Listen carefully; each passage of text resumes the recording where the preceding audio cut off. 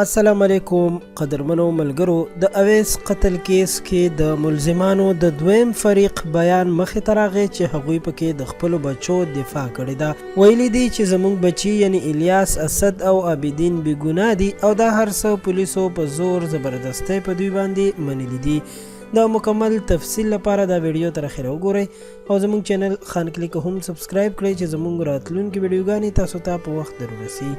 قدرمنو ملګرو، د اویس دردونکي مرګ کیس کې چې کوم کسان نیول شوي وو د هغه کورنۍ بیانونه په سوشل میډیا باندې وایرل شوي دي چې په یو ویډیو کې د الیاس مور په قسم باندې لاس ږدي چې زما زوی بې ګناه دی، ځکه چې کله اویس مړ شو هغه وخت کې الیاس هم ډیر کوشش کولو چې د اویس معلومات وکړي چې هغه چرته دی او الیاس ډیر زیات بې قراره هم و.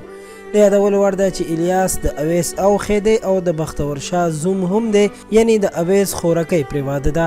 د الیاس مور وایي چې زما زوی بې ګناه دی او هغې د دې هر څه لپاره په قسم باندې لاس هم کېښودو.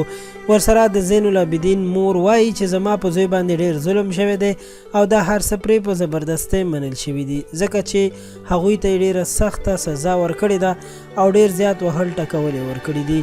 د عابدین پلار او یو بل مشر چې د عابدین ماما کیږي هغوی هم په خپلو خبرو کې ویلي دي چې د عابدین عمر دومره نه دی او دومره وهل ورکړی شوي دي چې په سلنډرو ګیسونو هم کېنول شوي دي او پکو پسې هم راځوړن کړی شوي دي.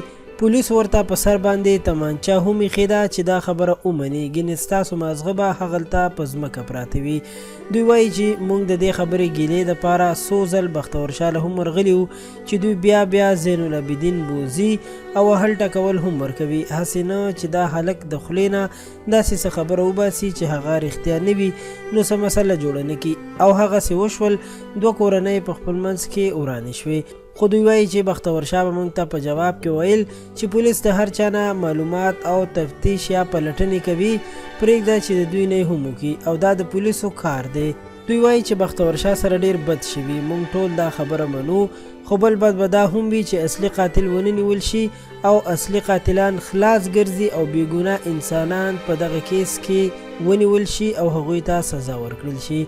نو قدرمنو، د اویس د ملزمانو د کورنۍ دا بیان همدا اوس مخې ته راغلی چې تر تاسو مو در ورسوو. امید لرم چې تاسو به په حقیقت باندې پوه شوي یئ.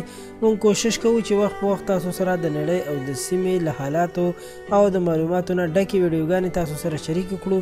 نو د دې لپاره زموږ چینل خان کلیک در سره ضرور سبسکرایب کړئ چې زموږ راتلونکي ویډیوګانې تاسو ته په وخت او په اسانۍ در ورسي.